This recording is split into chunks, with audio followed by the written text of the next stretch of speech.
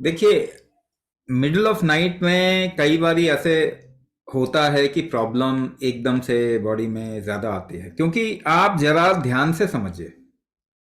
आप ज़रा ध्यान से समझिए, आप लोगों को भी, आप देख नहीं रहे इस तरफ में, थोड़ा समझने की कोशिश करें। जब भी आप खड़े होते हैं, लेटते हैं, खड़े होते हैं और बैठते हैं, तीन पोजीशन पे आते हैं। तीनों पोजीशन में आपकी ब्रेथ यानी आपकी सांस बदल जाती है।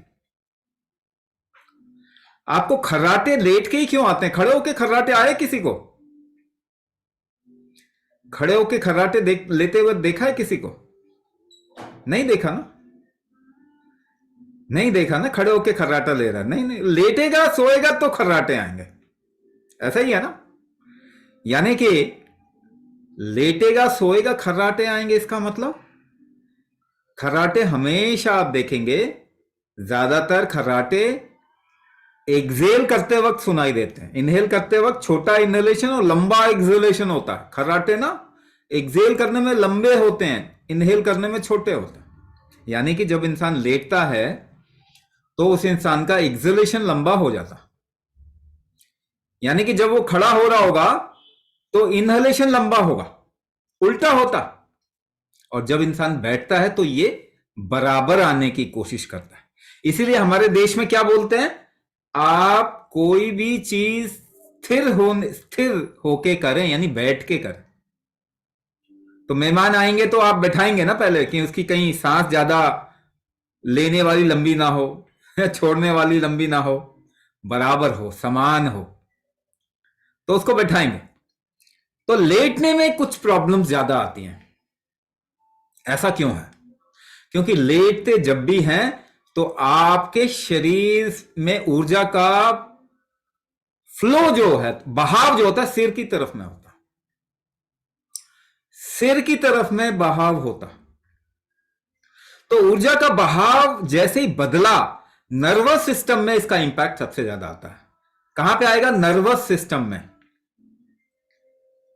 और कई बार ऐसा होता है कि जब आप उठते हैं तो चल भी नहीं पाते। जिनको न्यूरोपैथी हुआ है ना, वो चल नहीं पाते, तो उनको थोड़ी देर चलना पड़ता है, उसके बाद में उनका चाल ठीक हो जाती है, या फिर उनको प्रॉब्लम जो आ रही हो वो ठीक हो जाती है, क्योंकि ऊर्जा का बहाव उल्टा हुआ सोते समय।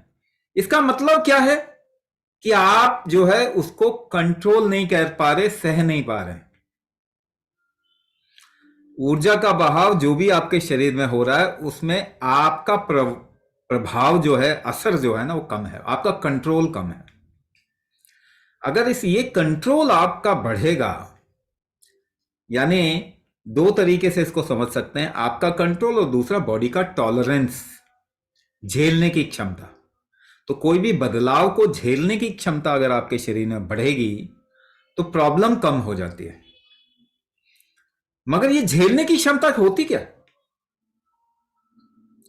तो 10 किलो का वेट उठाएं, कैसे झेलते हैं? 10 किलो वेट उठाएं, कैसे झेलते हैं, कैसे उठाते हैं? सांस रोक के उठाते हैं, और कोई चारा नहीं है, ट्राई करके देखो। 20 किलो उठाना है तो ज्यादा रोकना पड़ेगा। तो जैसे ही आपकी सांस रोकने की क्षमता ज्यादा होती है, आपका टॉलरेंस बढ़ जाता है। क्या आप प्रैक्टिस कर रहे हैं? आप जो दवाइयां खा रहे हैं उसका एडवर्स ड्रग रिएक्शन होता है कि नहीं, साइड इफेक्ट होता है कि नहीं होता? क्या झेलना बढ़ा रहे हैं, अपना टॉलरेंस बढ़ा रहे हैं? एनवायरमेंट खराब है, सिचुएशन खराब है, प्रेशर सिचुएशन है, क्या उसको झेलने की क्षमता बढ़ा रहे हैं? क्या आपका भोजन खराब हो गया, क्या उसको झेलने की क्षमता बढ़ा रहे हैं, टॉलरेंस बढ़ा रहे हैं? तो पहली चीज, आपको अपनी बॉडी में टॉलरेंस बिल्ड करना है। ये अर्जेंसी में रिक्वायर्ड है हर एक इंसान के लिए, क्योंकि हमने लाइफस्टाइल पूरा बदल दिया मगर उसके प्रति टॉलरेंस नहीं क्रिएट किया।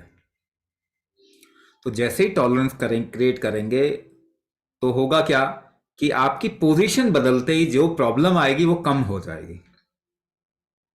दूसरी चीज, जैसे मैंने पहले बताया, मेटाबॉलिज्म कुंभक से बढ़ता है, इससे क्या होगा? रीजनरेशन होगा। नर्वस सिस्टम डीजेनरेट हो गया है तो सेंसिटिविटी ज्यादा होती है, सेंस चीजें ज्यादा होती हैं, ठंडा गर्म जैसा एहसास होता है, या फिर बर्निंग जैसा एहसास होता है, या झंझनाहट या सुन्नपना आता है, यानी कि नंबनेस आता है।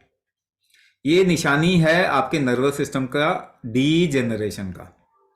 आपका मेटाबॉलिज्म ठीक करेंगे तभी रीजनरेट होगा, इसका और कोई इलाज है नहीं। और मेटाबॉलिज्म ना कोई दवाई बढ़ाती है आपकी, ना कोई फूड बढ़ाता है आपका, ना आयुर्वेदिक दवाई बढ़ाती है, ना कोई और चीज़ बढ़ाती है। मेटाबॉलिज्म को आपका शरीर बढ़ा सकता है। वो क्षमता मैंने आप पहले ही बता दिया कि वो क्षमता क्या है। वो कुंभक क्षमता है आपके शरीर की। कुंभक करेंगे, प्रैक्टिस करेंगे, मेटाबॉलिज्म बढ़ेगा, रीजनरेशन होगा, और बहुत सारे neuro generated, nerve generated disease, neuro disease जो कुंभक करने से रिवर्स हो जाते हैं। आपका रीजनरेशन केवल कुंभक से होता है, नर्वस सिस्टम का, और किसी चीज से नहीं होता। दवाई से ही ये खराब हुआ है, ठीक है ना। कोई भी दवाई इसको ठीक नहीं कर सकती।